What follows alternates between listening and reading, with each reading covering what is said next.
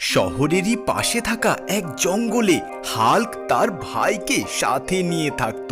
ক্ষমতার দিক থেকে হাল্কের শক্তি অসীম হলেও তার ভাই ছিল একটু অন্যরকম প্রকৃতির। তার চেহারা হাল্কের মতো হলেও সে শহরের মানুষদের মতোই জামা কাপড় পরত।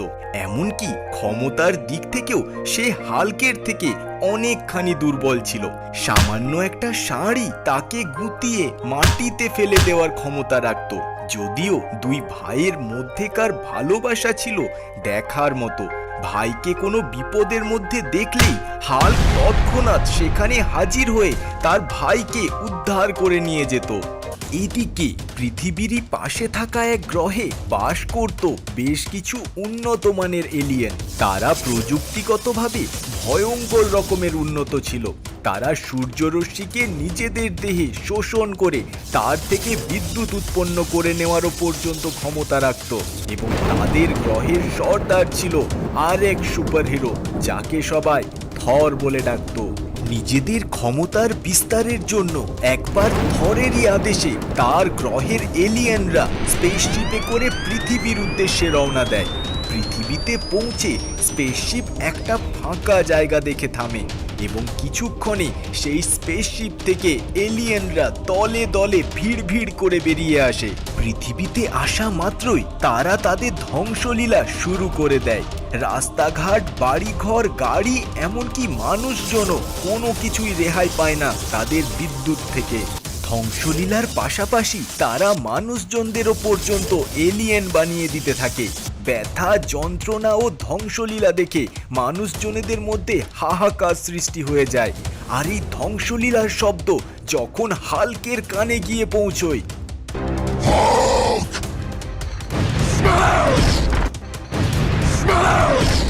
মুহূর্তের মধ্যে হাল্ক সেখানে গিয়ে হাজির হয়। একটা এলিয়েন হাল্কের সামনে দেখেই তার ওপর হামলে পড়ে। যদিও এলিয়েনের হাত থেকে বেরোনো কারেন্টের কোনোই প্রভাব হাল্কের ওপর পড়ে না, উল্টে হাল্কের মারে সেই এলিয়েন দূরে ছিটকে যায়। এটা দেখে বাকি এলিয়েনগুলো দলবদ্ধভাবে হাল্ককে ঘিরে ধরতে এগিয়ে আসে এবং তাদের কারেন্ট দিয়ে হাল্কের ওপর গুরুতরভাবে আক্রমণ করে। কিন্তু হাল্কের বিশাল ক্ষমতার কাছে সেই বিদ্যুতের কোনোই প্রভাব পড়ে না। হাল্ক রাগে তার ক্ষমতা দিয়ে সেই এলিয়েনদের হয় মেরে উড়িয়ে দিতে থাকে, আর না হয় ঘুষি মেরে সেখানেই ব্লাস্ট করে দিতে থাকে। হাল্কের থেকে পাল্টাই ধ্বংসলীলা দেখে এলিয়েনরা ভয়ে সেখান থেকে পালাতে শুরু করে। যদিও হাল্ক তাদের পিছু ছাড়ে না, হাল্ক ছুটে যেতে থাকা এলিয়েনদেরও মেরে মাটিতে ফেলে দিতে থাকে। তবুও কিছু এলিয়েন নিজেদের প্রাণ বাঁচিয়ে কোনো রকমে তাদের স্পেসশিপ নিয়ে তাদের গ্রহের দিকে উড়ে যায়। নিজেদের গ্রহে পৌঁছে তারা সব ঘটনাটা যখন তাদের গ্রহের সুপারহিরো থরকে গিয়ে জানায়, থর রাগে গর্জে ওঠে এবং তাদের এক একটাকে ধরে কারোকে হাতুড়ি দিয়ে ছিঁচে দিতে থাকে, তো কাউকে হাতুড়ি মেরে উড়িয়ে দিতে থাকে। শেষমেশ থর রাগে তার কিছু সঙ্গী সাথীদের সাথে নিয়েই স্পেসশিপে করে পৃথিবীর দিকে রওনা দেয় ওই হাল্ককে শায়েস্তা করার জন্য। থর পৃথিবীতে পৌঁছেই সেই হাল্কের খোঁজে বেরিয়ে পড়ে। থরের সঙ্গী সাথীরা হাল্ককে তন্ন তন্ন করে খুঁজতে থাকে, কিন্তু কোথাও তাকে খুঁজে না পেয়ে সঙ্গী সাথীরা সাধারণ মানুষদের ওপরই আক্রমণ শুরু করে দেয়। আগের মতো জ্বালিয়ে শেষ করে দিতে থাকে সবকিছু। এদিকে হাল্ক তার ভাইয়ের সাথে তখন গল্প করছিল। আশপাশের উত্তেজনা বুঝতে পেরে হাল্ক তৎক্ষণাৎ সকলকে বাঁচানোর জন্য ছুটে যায়। হাল্কের ভাইও এবার তাকে একা ছেড়ে না দিয়ে তার পিছু পিছু যেতে থাকে। এদিকে থরের সঙ্গী সাথীরা তাদের ধ্বংসলীলা চালিয়ে যেতে থাকলে আবারও উপস্থিত হয় দ্য ইনক্রেডিবল হাল্ক। হাল্ক রাগে তাদের সকলকে এক এক করে ঘুষি মেরে এক একজনকে এক এক দিকে উড়িয়ে দিতে থাকে। আর ঠিক তখনই সেখানে উপস্থিত হয় থর। থরকে সামনে দেখে হাল্ক রাগে গর্জে ওঠে। থর হাল্ককে দেখতে পেয়ে সামনে এগিয়ে যায় এবং তার হাতুড়ির ঘায়ে হাল্ককে দূরে ছিটকে দেয়। হাল্ক রাগে উঠে দাঁড়ায় এবং থরকে পাল্টা আক্রমণ করে। হাল্কের ভয়ানক একের পর এক মারে থর দিক বিদিক শূন্য হয়ে যায়। থর বুঝতে পারে যে হাল্কের সাথে ক্ষমতায় পেরে ওঠা তার পক্ষে এতটা সহজ নয়। থর কোনো রকমে তার হাতুড়ি তুলে ধরে এবং সজোরে হাল্কের বুকে মারে।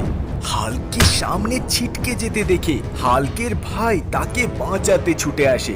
হাল্ক তার ভাইকে সেখান থেকে সরে যেতে বলে। থর হাল্কের দুর্বলতা বুঝতে পেরে সোজা তার ভাইয়ের ওপরেই গিয়ে হামলা করে। এতে হাল্কের ভাই গুরুতরভাবে জখম হয়। হাল্ক ভয়ঙ্কর রকম রেগে যায়। হাল্ক থরের ওপর আক্রমণ করতেই যাবে কি থর তার আগেই তার ভাইকে নিয়ে তাদের স্পেসশিপে উড়ে যায় এবং হাল্কের চোখের সামনে দিয়ে থর স্পেসশিপে করে তার ভাইকে নিয়ে তাদের গ্রহের দিকে চলে যায়। হাল্ক রাগে লাল হয়ে ওঠে এবং পৃথিবীতে রয়ে যাওয়া থরের সঙ্গী সাথীদের ধরে এক এক করে সেখানে ঘুষি মেরে ফাটিয়ে দিতে থাকে।